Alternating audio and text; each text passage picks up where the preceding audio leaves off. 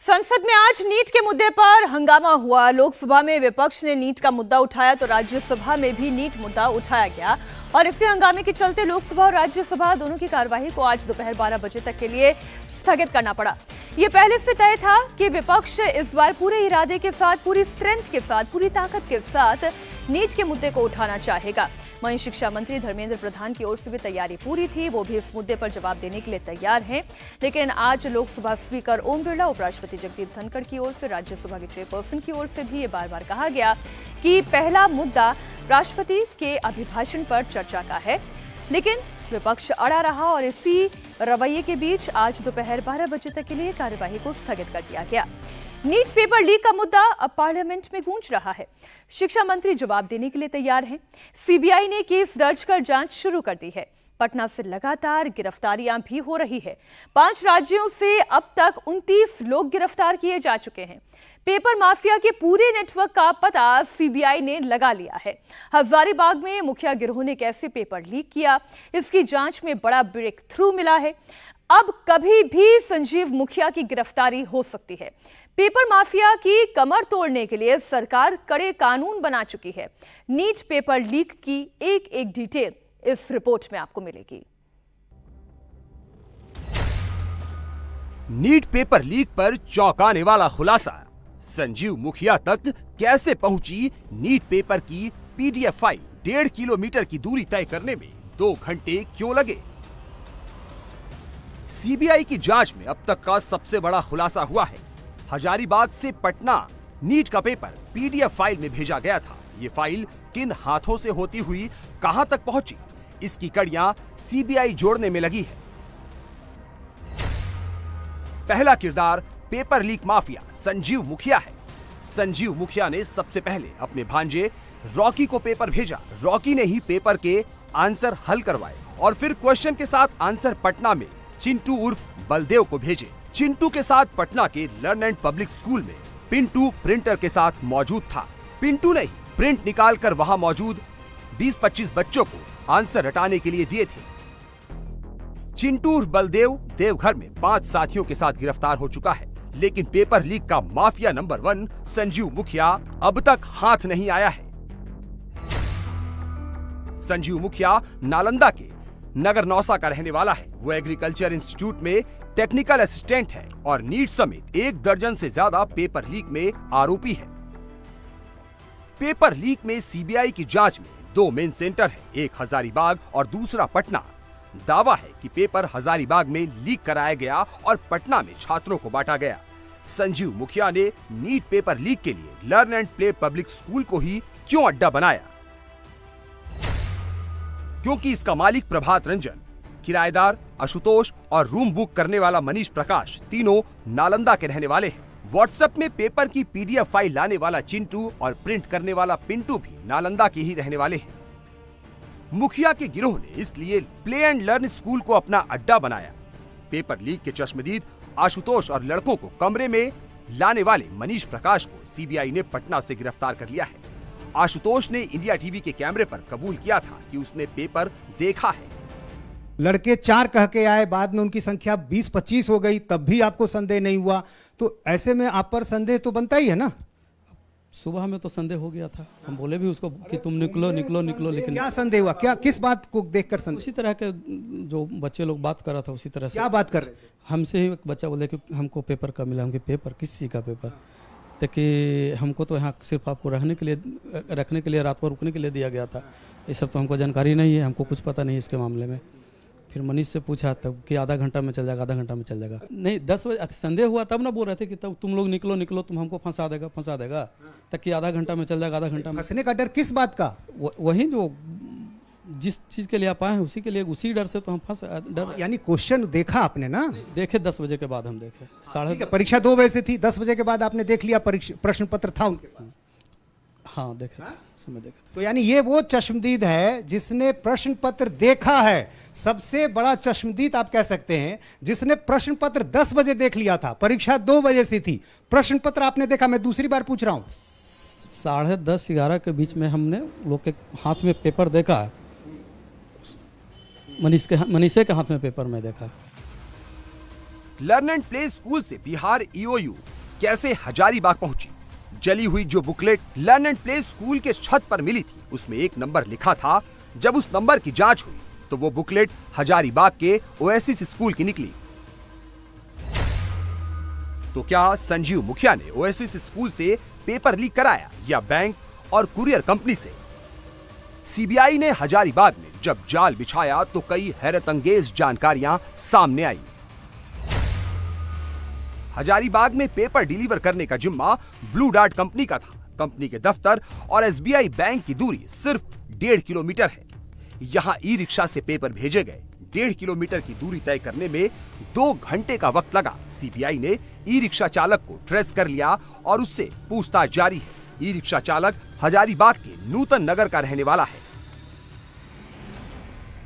अब सवाल उठता है कि जिस नीट पेपर से 24 लाख स्टूडेंट की जिंदगी जुड़ी हुई थी, उसकी हैंडलिंग में हर मोड़ पर लापरवाही क्यों की गई?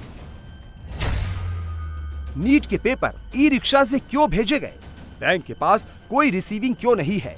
पेपर के बॉक्स कब आए? किस हालात में आए?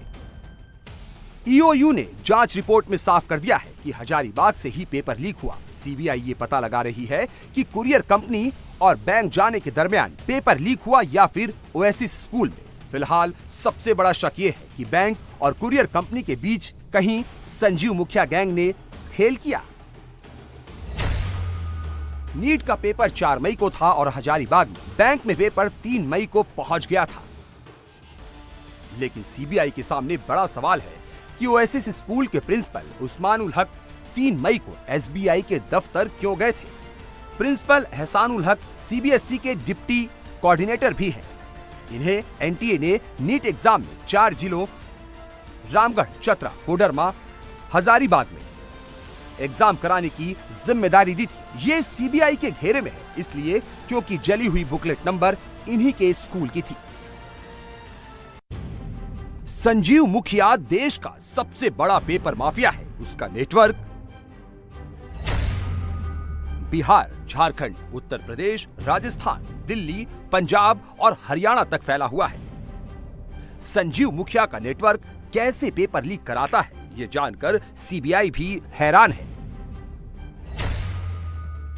सबसे पहले प्रिंटिंग प्रेस के कर्मचारियों से सेटिंग की जाती है। अगर वहां से नहीं निकाल पाए तो पेपर पहुंचाने वाली कुरियर कंपनी को यह गिरोह अपने साथ मिलाता है। इसके बाद बैंक में भी कर्मचारियों को मिलाकर पेपर लीक कराने के कई सबूत एजेंसियों को मिले हैं। सेंटर से भी पेपर लीक कराने में संजीव मुखिया गिरोह उस्ताद माना जाता है। संजीव मुखिया कितना शातिर है, उसका अंदाजा इस बात से लगा सकते हैं कि 2010 में उसने ब्लूटूथ से ही कैंडिडेट को पेपर सॉल्व कराया था। 2016 में बिहार सिपाही भर्ती लीक मामले में संजीव का नाम आया। बिहार शिक्षक भर्ती परीक्षा के पेपर लीक मामले में भी संजीव आरोपी है। फरवरी 2024 में हुए यूपी पुलिस भर्ती पेपर लीक में भी संजीव का नाम आ रहा है। पेपर लीक से जुड़े मामलों में संजीव पहले 2 बार गिरफ्तार भी हो चुका है। संजीव मुखिया के गिरोह में काम कर चुके पेपर माफिया रवि अत्री ने पूछताछ में बड़ा खुलासा किया है। देश में कहीं भी पेपर बॉक्स तोड़ने के लिए संजीव गैंग के लोग बुलाए जाते हैं। दरअसल प्रतियोगी परीक्षाओं के पेपर बॉक्स में स्पेशल लॉक लगे होते हैं जो परीक्षा के दिन सेंटर पर ही खुलते हैं। लेकिन मुखिया की गैंग में ऐसे एक्सपर्ट हैं जो किसी भी तरह के लॉक और बॉक्स को खोल देते हैं। संजीव मुखिया गैंग का मेंबर शुभम मंडल बॉक्स तोड़ने का एक्सपर्ट है। यूपी पेपर लीक में शुभम ने पटना से अहमदाबाद जाकर पेपर बॉक्स खोला था। संजीव मुखिया को पेपर माफिया बनाने में नालंदा के रंजीत डॉन का बड़ा हाथ माना जाता है। संजीव मुखिया सबसे पहले रंजीत डॉन के पेपर लीक गैंग से जुड़ा। रंजीत डॉन ने 2003 में कैट का पेपर लीक करवाया था। बाद में रंजीत से अलग होकर संजीव ने अपना नेटवर्क बनाया। अपने एजेंट के जरिए संजीव नालंदा से पूरे रैकेट को ऑपरेट करता है। संजीव मुखिया का कनेक्शन पेपर लीक के अंतरराज्यीय गिरोह से है। यूपी कांस्टेबल भर्ती पेपर लीक का आरोपी रवि अत्री संजीव से जुड़ा है। मेरठ जेल में बंद रवि अत्री संजीव के बेटे शिव कुमार का बैचमेट रहा है। संजीव मुखिया 4 मई तक ड्यूटी पर था। 5 मई को संजीव मुखिया बिना बताए ड्यूटी से गायब हो गया। 14 मई तक संजीव की कोई खबर नहीं थी, जिसके बाद कॉलेज प्रबंधन ने शो कॉज नोटिस जारी किया। 18 मई को संजीव ने नोटिस का जवाब दिया। चिट्ठी में संजीव ने अस्पताल में भर्ती होने की बात कही। चिट्ठी में 5 जून तक यानी 31 दिनों की छुट्टी की मांग की। 20 जून को कॉलेज प्रबंधन ने फिर लेटर भेजा, जिसका जवाब नहीं आया। वो 1.5 महीने से कार्यालय से अनुपस्थित हैं और उनको जब वो कार्यालय से अनुपस्थित बिना सूचना के रहे तो हम लोगों ने उनसे पत्राचार किया, बिना सूचना के आप कार्यालय से अनुपस्थित हैं, अपना स्पष्टीकरण दीजिए। तो वो एक एप्लीकेशन भिजवाए कि मेरा तबीयत बहुत ख़राब हो गया है, हम चिकित्सारत हैं और मुझे 1 महीने का छुट्टी दिया जाए। कॉलेज के संज्ञान में नहीं था कि वो इस तरह के गतिविधि में संलग्न हैं। ये पहला बार है जो कि हम लोग टीवी पर न्यूज़ वगैरह देख रहे हैं तो पता चल रहा है कि उनका तार इनसे जुड़ा हुआ था, लेकिन इसके पहले हम लोग को इसका कोई आभास भी नहीं था।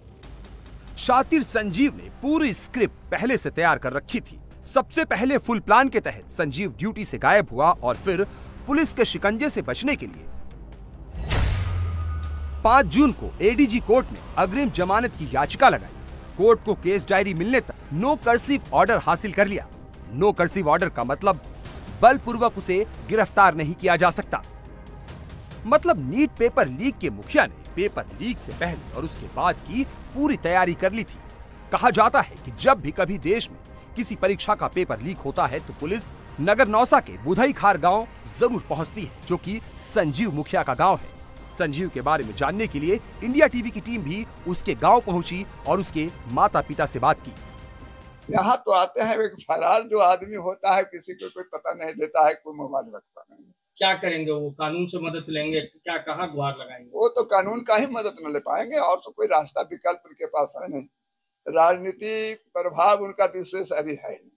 ऐसे तो उनकी पार्टी लोजपा जो पार्टी है फर्दर एनडीए में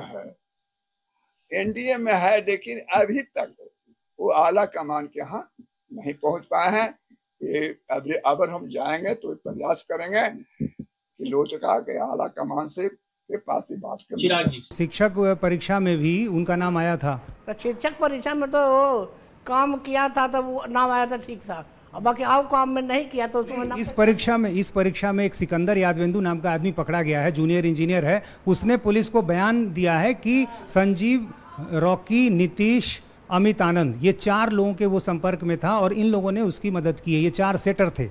तो एक नाम खुद सिकंदर यादवेंदु ने बताया। तो झूठ बोलता है, झूठ बोल रहा है। तो फिर आपके बेटे पुलिस के सामने आ क्यों नहीं रहे? कहे ना और आज हम जाने। तो आपके संपर्क में तो होंगे, कहाँ छिपे हुए हैं? संपर्क में नहीं है। सरेंडर करेंगे? हम नहीं जानते। आपसे बात हो रही है? ना, हमसे बात 2-3 महीना से नहीं हुआ है। 3 महीना से घर ही नहीं आए? हमसे बात नहीं हुआ है। देश को भले अब पता चला हो, लेकिन संजीव मुखिया के गांव वाले कई सालों से जानते हैं कि वो और उसका डॉक्टर बेटा शिव कुमार पेपर लीक के गोरख धंधे में शामिल है। संजीव मुखिया को आप जानते होंगे, पुलिस ढूंढ रही है उनको। हाँ, अभी नहीं पकड़ा है। नहीं, अभी पकड़े नहीं गए, फरार चल रहे हैं। गांव में देखा आपने? ना, गांव में तो भागल है यहाँ से। और उसका बाप जनक महतो गया है, उसका पैरवी कर रहा है। पटने में उसका मकान है। कृषि विभाग में नौकरी करता का तो नूर सराय में। तो कौची नौकरी करेगा? वो तो दिन भर यही सब काम में रहता है, नंबर 2 वाला रोजगार में। इसलिए नौकरी चौकरी कुछ न करता, खाली नाम है। बिहार में जाली आदमी की कमी है यहाँ, यही सब है। इसलिए अपन परिवार को कई को मैंने इसी तरह से दूसरे को बैठा कर नौकरी लगाता है। जैसे किसको? बेटे को। जैसे बेटे को, फिर वो भागनी के बेटी को डॉक्टर बना दिया। बेटा भी उनका डॉक्टर है? हाँ, बेटा डॉक्टर है। उसको भी दूसरे को बैठा करके अपना एडमिशन करा दिया, पैसा से पास करा दिया, हो गया। अच्छा, ये काम पहले से वो करते रहे? पहले से कर रहा है। कहने का मतलब आपका भी कहना सही है, पुलिस ढूंढ रही है, लेकिन हम लोग यही सुने हैं कि मतलब पेपर लीक मामले में इनको भी मतलब नाम है विशेष, और हम लोग नहीं जानते हैं। इसके पहले वो मुखिया भी रह चुके हैं, उनके पत्नी। हाँ, फिर विधानसभा भी चुनाव लड़े हैं। ऐसा कुछ नहीं है। गांव में उनका रिस्पांस बहुत अच्छा है, ऐसा कुछ नहीं है। गांव के लोग कैसे देखते हैं उनको जब इस तरह के आरोप लगते हैं? ये गांव में वो प्रतिनिधि थे, बढ़िया अच्छा काम किए हैं, न समझे, बढ़िया काम किए हैं। यही हम लोग तो यही जानते हैं कि बढ़िया काम करते हैं। जब ऐसे काम के बारे में जानकारी मिली कि पेपर लीक कराते हैं, पुलिस ढूंढती है, तो आप लोग? हम लोग को यकीन नहीं हुआ कि ये सब करते हैं वो। हम लोग को भी मालूम नहीं था। हम लोग चौंक गए। फिलहाल पटना हजारीबाग के अलावा गोधरा में भी सीबीआई की टीम जांच कर रही है। सीबीआई ने गोधरा के जलाराम स्कूल के प्रशासक दीक्षित पटेल से पूछताछ की है। इसके अलावा 5 बच्चों और उनके पेरेंट्स से पूछताछ की गई है। यहाँ पर OMR शीट परीक्षा के बाद भरे जाने के आरोप लगे हैं। और पेपर लीक के मुखिया के काले चिट्ठे को आपने समझा और जाना। नेट पेपर लीक को लेकर सीबीआई एक्शन में है और बिहार और झारखंड के हजारीबाग में सीबीआई की जांच चल रही है। बिहार में जिस लॉ एंड ऑर्डर या फिर कह सकते हैं कि कानून को लेकर लोग सवाल उठाते थे, अब उस पर सवालिया निशान आ गया है। बिहार में जिस प्ले स्कूल के बारे में, नकल माफिया के बारे में तमाम चीजें सामने आई थी, उसको लेकर अब किराया दिलाने वाले मनीष प्रकाश को भी सीबीआई ने पकड़ लिया है। मनीष प्रकाश वो कड़ी है जिसके पकड़े जाने के बाद नकल माफिया के नेटवर्क का पता चलेगा।